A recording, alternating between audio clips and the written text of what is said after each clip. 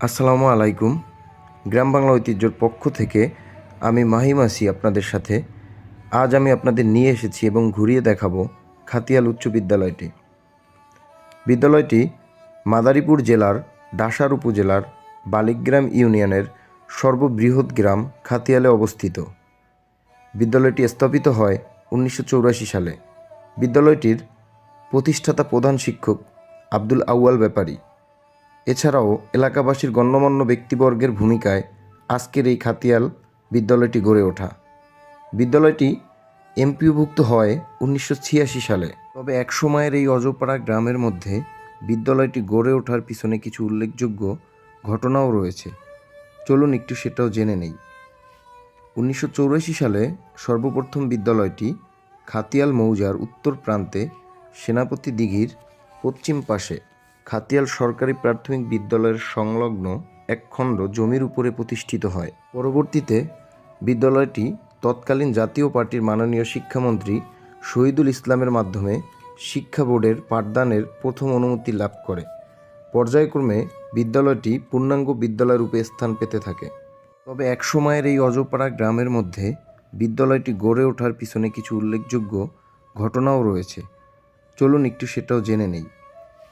1984 সালে সর্বপ্রথম বিদ্যালয়টি খাতিয়াল মৌজার উত্তর প্রান্তে সেনাপতি দিঘির পশ্চিম পাশে খাতিয়াল সরকারি প্রাথমিক বিদ্যালয়ের সংলগ্ন এক খণ্ড জমির উপরে প্রতিষ্ঠিত হয়।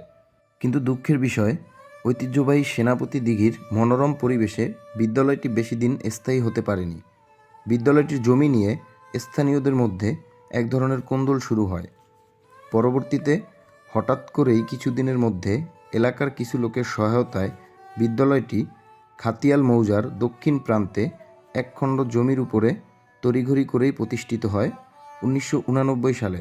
যেই জমিতে আমরা দাঁড়িয়ে আছি, বর্তমানে সেই এক খণ্ড জমির উপর দাঁড়িয়ে থাকা বিদ্যালয়টি এলাকাবাসীর সহযোগিতায় সুন্দর সাবলীল এবং শিক্ষার্থীদের লেখাপড়ার পরিবেশ সৃষ্টি হয়েছে। বিদ্যালয়টির বর্তমান শিক্ষার্থী সংখ্যা প্রায় 500 জন। বিদ্যালয়টি থেকে সাবেক অনেক শিক্ষার্থী ডাক্তার, ইঞ্জিনিয়ার, শিক্ষক, কবি, শিল্পী সহ বিভিন্ন ভালো পেশায় দেশ এবং পৃথিবীর বিভিন্ন জায়গায় ছড়িয়ে রয়েছে। বিদ্যালয়টি থেকে প্রতিবারই কিছু শিক্ষার্থী দেশের পাবলিক এবং বিভিন্ন ভালো কলেজ, বিশ্ববিদ্যালয়ে পরীক্ষার মাধ্যমে চান্স পেয়ে থাকেন। বিদ্যালয়টি জেলার মধ্যে ভালো রেজাল্ট করার সুনাম রয়েছে এবং আশেপাশের এলাকার শিক্ষার্থীদের শিক্ষা প্রদানে অগ্রণী ভূমিকা পালন করেছে। বলা চলে বিদ্যালয়টি এই গ্রামের শিক্ষার আলো পৌঁছানোর জন্য অপরিসীম ভূমিকা পালন করেছে। বর্তমানে বিদ্যালয়টির প্রধান শিক্ষক হিসেবে দায়িত্ব পালন করছেন স্যার দীপঙ্কর হালদার।